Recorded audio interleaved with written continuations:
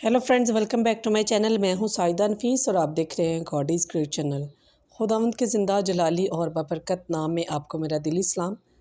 मेरा ईमान है कि खुदावंद के फजल करम से आप खैरी से होंगे। सो आज की वीडियो में हम सीखेंगे खुदावंद का खौफ क्या है। सो वीडियो के अंत तक ज़रूर देखिएगा और अगर आपको मेरी वीडियो अच्छी लगे तो लाइक और सब्सक्राइब और शेयर ज़रूर कीजिएगा और साथ ही साथ कमेंट में अपनी राय भी ज़रूर पेश कीजिएगा ताकि आपको मेरी नेक्स्ट आने वाली वीडियो सबसे पहले मिल सके और आप अपने ईमान को और ज़्यादा मजबूत और पुख्ता कर सकें। सो चलिए चलकर शुरू करते हैं अपनी वीडियो को और सीखते हैं कि खुदावंद का खौफ क्या है। बाप और बेटे और रूहुल कुद्दस के नाम में आमीन। यशूअ बिन सरा की किताब उसका 1 बाब 11 आयत से लेकर 40 आयत तक। खुदावंद का खौफ इज़्ज़त और फ़ख्र और सुरूर और फरहत का ताज है। खुदा का खौफ दिल को खुशी देता है और सुरूर और फरहत और अयाम की दराज़ी बख्शता है। जो खुदावंद से डरता है वो अपने अंजाम में खुश दिल होगा और अपनी मौत के दिन मकबूलियत पाएगा। खुदावंद की मोहब्बत मोअज़्ज़िज़ हिकमत है और जिन्हें वो दिखाई देती है वो उसका दीदार पाकर उसे प्यार करते और उसकी अज़मतों पर गौर करते हैं।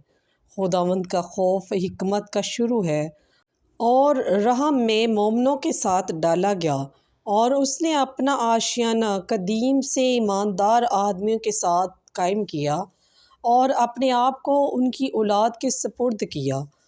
खुदावंद का खौफ मार्फत की इबादत है। इबादत दिल को कायम रखती है और उसे पाक करती है और सरूर और फरहत बख्शती है। जो खुदावंद से डरता है वो खुश दिल रहेगा और अपनी वफ़ात के अयाम में मकबूलियत पाएगा। खुदावंद का खौफ हिकमत की कमालियत है। वो अपने फलों से मदहोश करती है।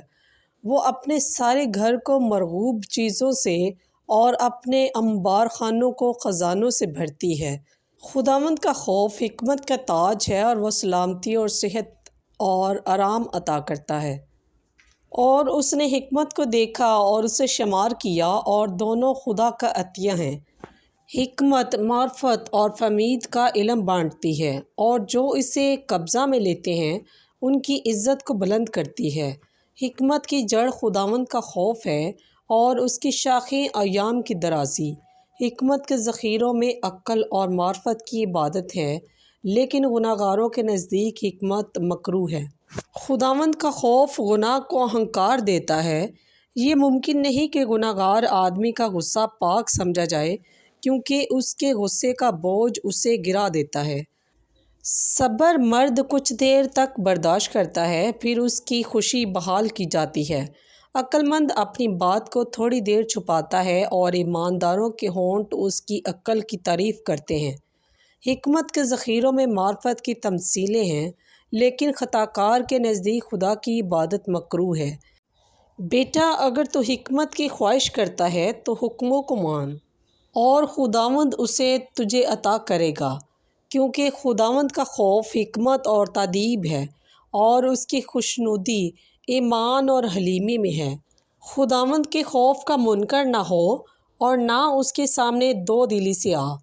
आदमियों की निगाह में रियाकार ना हो और अपने होंठों को अपनी हरासत में रख। ऊंचा मत हो ताकि तू गिर ना जाए और अपनी जान पर ज़िल्लत ना लाए। और खुदावंद तेरे भेदों को ज़ाहिर करे और मजमा के दरमियान तुझे नीचे फेंक दे क्योंकि तूने खुदावंद के खौफ की तरफ रुख ना किया जबकि तेरा दिल फ़रेब से मामूर था। बस पाकलाम के पढ़े और सुने जाने पर खुदावंद की ख़ास बरकत हो। खुदावंद का शुक्र।